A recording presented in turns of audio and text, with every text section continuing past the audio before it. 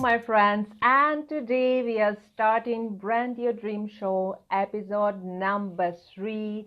And this episode is all about focusing how your brand help you to focus and achieve certain results with your marketing, with your communication, and get more clients as a result, and eventually make more money. So I'm Eva Evoda, business and brand creator, and I help you to brand your brilliance. If you want to be on the top of the game and put your business as a champion in your niche, then let me know. So in this particular episode, we are going to talk about the 3 things. I think number 1 is how focusing help Olympic champions to win. The second part is how to reduce the disturbing thoughts to achieve the desirable focus. And the third thing is how to use a brand to create that desirable focus for your marketing so that you will win the hearts of your clients. So let's start. The thing number 1 is all about Olympic champions. And I have to tell you that I had my own struggle with focus for quite a long time. And I can't say that I perfected it or something like that, because focusing, I'm dyslexic originally. So dyslexic are usually struggling with focus a lot. They have to concentrate consciously much more than regular people without this disorder. So because of that foggy mind and stuff like this, I really learned a lot about techniques, how to focus during the work, how to get more productivity, how to focus during the day, how to focus on your business for the manifesting, and a lot more. So recently I come through a TED talk from the Olympic champion of shooting, and she was talking about how to focus, how to get that right shot in that right center, and or how to aim. So I'm going to share with you a couple of thoughts from her, and I also learn a lot about other Olympic champions. So the interesting part was that what she was talking about is that when you want to focus, you actually imagine your goal, and then you calm down and you only focus on that particular aim, where you're aiming, what you want to achieve. And now the champions are also sharing that they are also focusing a lot of the imagine that goal in front of them. It really helped them to achieve the desirable focus because they already expect the result. They already achieved the result in their mind. And having this result in their mind, they are focusing on this with ease, because then they actually looking for the process much more, having in mind that they already achieved the result. So this is how our minds work. So if you imagine your goal about your business, if you have the exact outcome, what do you want to get? Do you want to enroll more clients in your program, or maybe you want to get more revenue in this year? So just imagine how this desirable result look like. How will you feel when you will achieve this particular result? Then it will be way easier to focus on that. So if you will remember in it and then withdraw yourself from this imaginary result, it will help you to move forward, because this is what sport champions do. Another really important part about focusing, that many times our focus is disturbed by fear. And it is disturbed by fear because a particular reason. When we aim something really big, like for example win the marathon, or we want really to get really incredible amount of money by the end of the year, and we think, oh my god, I will never be able to achieve that. This goal looks for our mind as non-achievable because it is fearful. So to achieve that particular goal, we need to focus on the process. And as I also read somewhere, because I just don't want to give it as my thought, I'm just quoting somebody, they say that if the thought about marathon may sound like fearful, the thought about running every morning sounds like okay thought. It doesn't scare you that much. So that's why one of the really great way to learn how to focus without the fear is put in front of you 3 achievable goals. Like one goal is the goal minimum, And this is something which you can achieve with ease. You know that you can achieve it with ease. So for example, you put yourself an idea that my minimum goal is to earn $100 per month. Let's say it's too less, but you know your business much better, so you will really know what is a really achievable goal for you. So you will be able to reach there. So a next goal is the desirable goal with a little bit more result, like maybe 25% better than that what you're doing right now. And the maximum goal, it's like 100% or 50% more than that what you make right now. So that is a maximum goal. And you have to make that idea, the act with your mind, that whatever goal you will achieve from these three goals, it's absolutely fine. You can imagine all this result in your mind, that you are absolutely fine with the minimum goal, you are absolutely fine with the goal number 3, which is a maximum goal, and you're absolutely fine with the medium goal. If you have this kind of system, it will help you to focus on the process with ease, because you will not have that fearful outcome that what if I will make a challenge and I will got 0 clients, or what if I will make some kind of course and nobody will ever buy it. So what if I will make a video and nobody will ever watch it, or what if I will create some kind of freebie and nobody will ever download. And you know that such kind of thoughts appearing in our minds many times when we are online entrepreneurs.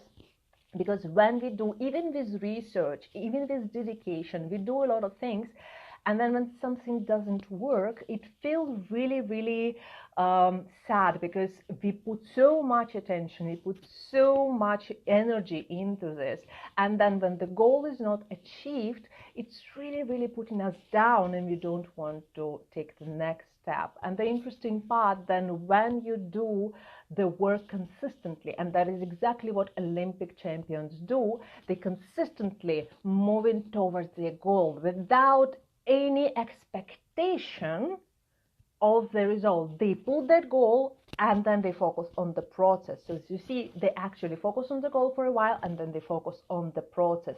But you are an entrepreneur, you can put the 3 goals: minimum, medium, and maximum, and then focus on the process without the fear that you will not achieve any results, because you will anyway achieve the desirable result, which is like minimum, the goal minimum. So that's really important trick, which will help us to focus on the process much more than on the result, which might look fearful. So as you see, where your mind flows, there you get the results. And that's why it's so important to imagine that outcome which you really want to get, but to not be really, really demanding on that result. Rather make it achievable. So the next step is actually use how to minimize the disturbing thoughts around this. So this is an interesting thing. And again, I will back to this Olympic champion TED Talk. She was talking about interesting things. She was talking about the idea that when you look on that aim, and she was shooting before that golden medal, and she was like, okay, there are several thoughts which appear in your mind. You didn't win for so many times, and why will you win right now? So the disturbing thoughts which are related to your past often will guide the results which you don't want, because you have a lot of results which probably were not good in your business. And that's completely fine, because the business journey is a journey. So sometimes it's failure, sometimes it's success. It's completely fine. But if you thinking about, oh, I failed there, somebody didn't like my post, somebody didn't watch my videos, something didn't come the way I wanted, and then you will not move forward with the consistency, guess what? You will not achieve your goals. So that is a past thoughts which are disturbing thoughts. Then again, she was talking about the idea that what if I will not aim right? What if I will get 9 instead of 10? What will I do? Because the possibilities are tremendous. So she was worried about the future. So again, the future thoughts, it's like, oh, what if I will not be able to pay my bills?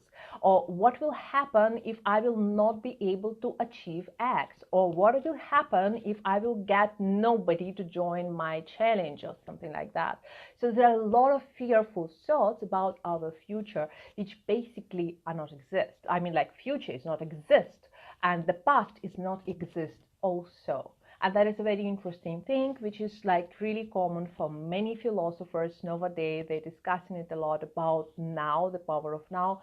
They are talking about the thoughts which guiding our actions and guiding the things which we do, and they are related either to our past, either to our future. Like we have depression in the past and we have anxiety in the future, but the reality is now. And as the reality is now, that all our goals and aims has to be here as well. So what she described, she said that before the shot, she focused on a leaf which fell and that calmed her down, and all her focus was on that leaf. And then she shot and then she won. So that is a very interesting thing. You are completely shift your focus on something which is now. So shift your focus and shift your desirable goal in now. What do you have to do right now to achieve your goals? So have the goals minimum, medium, maximum, and think about that, what you have to do right now, and focus on this particular activity. That is an interesting thing about that. And I can give you an example. Like, I think that if you ever sit on a diet, you would probably think that all your focus will be about the food, because your body desires the food so badly, specifically in first days. If you ever wasn't fasting, you think about the food all the time. If you ever tried to quit smoking, you know that all your thoughts will be all about cigarettes, and you will think about this like all the time, much more than usually you would do when you didn't quit. If you want something so badly, all your thoughts will evolve around that. But why it doesn't happen when we really build our business? There are many people who say, oh, my mind is so disturbed by family, by friends, by some other activities, by some kind of circumstances. I can't focus on my business. So I just want you to ask this thing. Do you really desire this result so much? Or is it something in your mind which is stopping you from achieving this result? And most often this thing is fear. So the thing, how does it work? Like, I give you another example. One of my clients, he was like really, he didn't know what he wanted to do. So he just knew that he wanted to do certain kind of business around healthy food and things like that. So we just had 2 sessions, and I helped him to figure out how things can potentially work using social media or using offline business. And the interesting thing that he was focused so much for 1 week, then he manifested the person who actually come to him and say, okay, I have a product. And he say, I was laughing. I was literally laughing because he just offered me the thing which I wanted to sell, and I didn't know where to get this thing. So he basically manifested the business partner for him, and it is an incredible result of his focus, the real focus on the thing which he realized that he can do X, which we discussed in that sessions. So when you realize what exactly do you want to do, and if you add enough of concentration in the now for that particular goal, and then you're able to withdraw yourself from that goal, like you think for 5-10 seconds, maybe 1 minute about it, with full concentration, with full emotions in that final outcome, and then you just withdraw yourself and you forget about it, and just do this kind of concentration exercise maybe every half an hour, maybe once in an hour. It will help you to keep more focus on the particular outcome and achieve the results as the result of this action. Because the consistency in this focusing is really important. Like, even if you don't want to get, it's a really curious thing, like you don't want that final ideal outcome from your business that much as you want food when you are fasting, or that much as you want that cigarette when you are quitting. But the thing is, there is something stopping you. That's why you are not so desperate about that. So just consciously focus on this once an hour, and then withdraw yourself and do whatever activity you do. Obviously, better to have a plan and strategy and follow certain steps about how to achieve your goals. But that desire, that concentration on the final outcome, on that final goal, that focus on that final goal is really need to be constant. So this is really important thing. So you remove your past thoughts, you remove your thoughts about anxiety about the future, and you focus on your goal exactly about 1 minute every hour. That will help you to consistently tune your mind towards that direction of your goal. So this is a tip and idea number 2.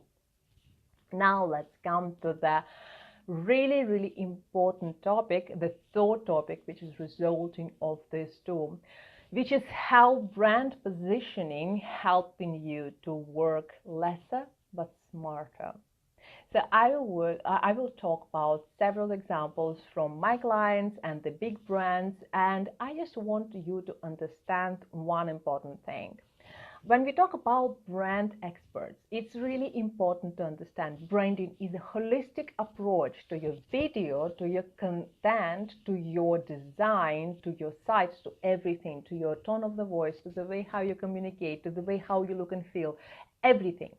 So you can't really build your brand using several different coaches. You really need to do it with one person guiding you through.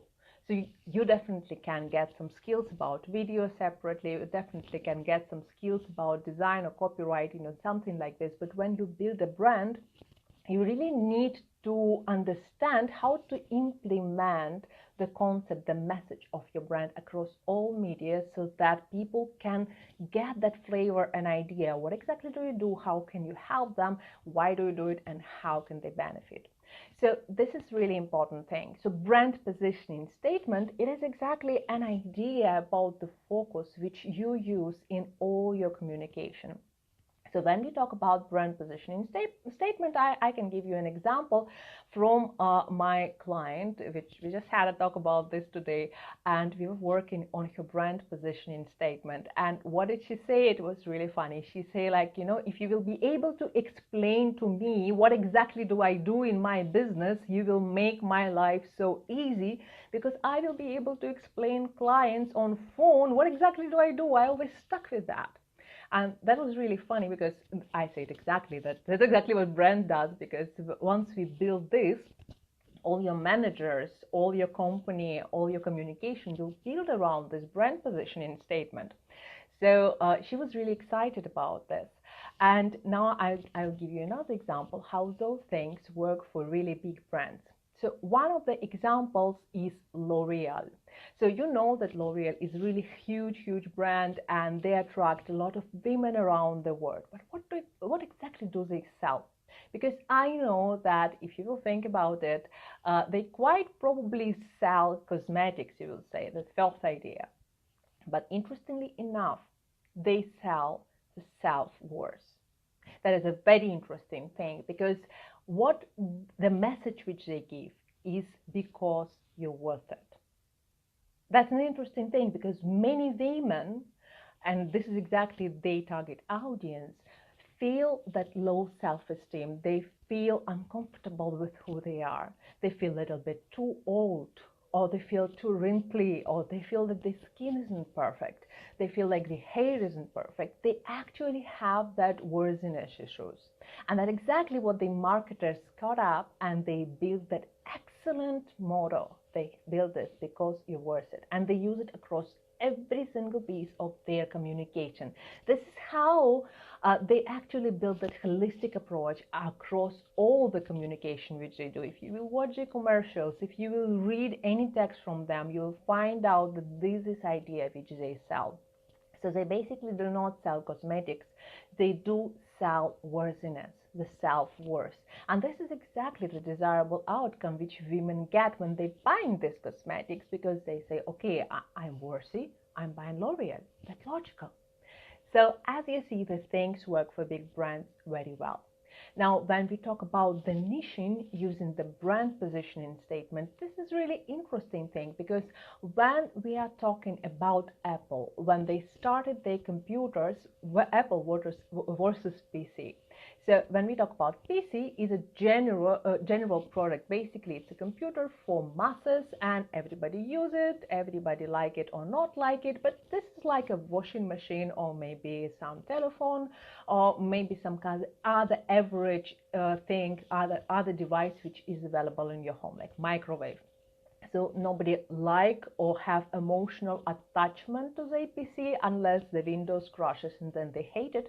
But generally, it's a generic product. That's why it's okay. But when we talk about the Apple, this is really interesting thing. What did they build? They noticed one important thing. Their first brand positioning statement was the computer technology for creative young people. And this is not the whole brand statement which they had, but the idea is super important. Creative people. When they use this word creative, by the way, eventually they change it for computer technologies because they start adding more devices to their range. But that creative people actually frame everything what they did, because the approach across all their products was super simple. They focused on their really aesthetic and really usability friendly operating system. They did focus a lot on the aesthetic of the products which they do.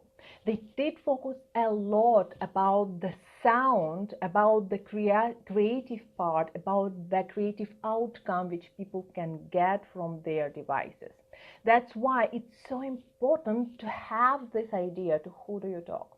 Another important part was that as they were super innovative company by that time, creative people were actually first people who buy this product. They are usually action takers. They are usually ready to experiment. And they are usually guiding people after them because they have that natural ability to be leaders, because they communicating visually or with sound or with words. So all these creative people can spread the word and really show how incredible product they have. So as you see, this brand positioning statement shape their products, shape their communication, and shape their message. And eventually, when they become the mass product, because right now Apple is a mass product, they still have this idea that they are better. And here is a super important thing, the clear direct correlation between your prices and the niching. Because when they communicate to a very particular interested audience, they can sell their product for more, because they say we have more than PC, we have more aesthetic, more usability, we are more creative, we have more. So in the moment they add that more, not literally, but in action, that really help people to understand why the Apple is just better than PC and worse, more. So that works for any big brand. And if you will analyze big brands, how do they work? If you will analyze coaches for focusing on a very particular niche, really successful coaches, you will find out it across everywhere. So now let's talk about Dove. Dove is another famous company which started this approach relatively not long time ago. So initially they were much more about cosmetics in general, because they belong to Unilever. And if you will see, Unilever usually has really generic message. But they started a certain type of revolution communication like about 10 years ago, when they start talking about your natural beauty. And they were talking about cleaning products. They were not talking about cosmetics, which is like makeup and making you look differently. They were talking about clearing products, right? So some kind of moisturizers, first of all soap and shampoos and things like this. So they say that your natural beauty is really worth attention. And again, they hit the point of the audience that everybody trying to be false, but everybody trying to pretend that they're somebody else.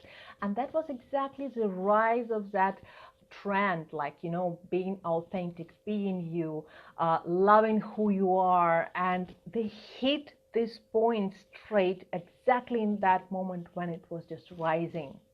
That helped them to sell a lot more, because people who didn't notice them, there was like regular product before this message, they start putting attention in that, and then suddenly that authenticity becomes up. So that's really important to understand what kind of message can become you.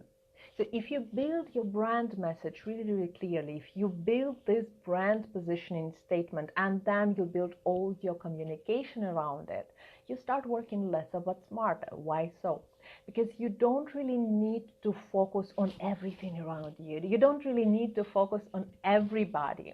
You're really speaking only to a very specific people.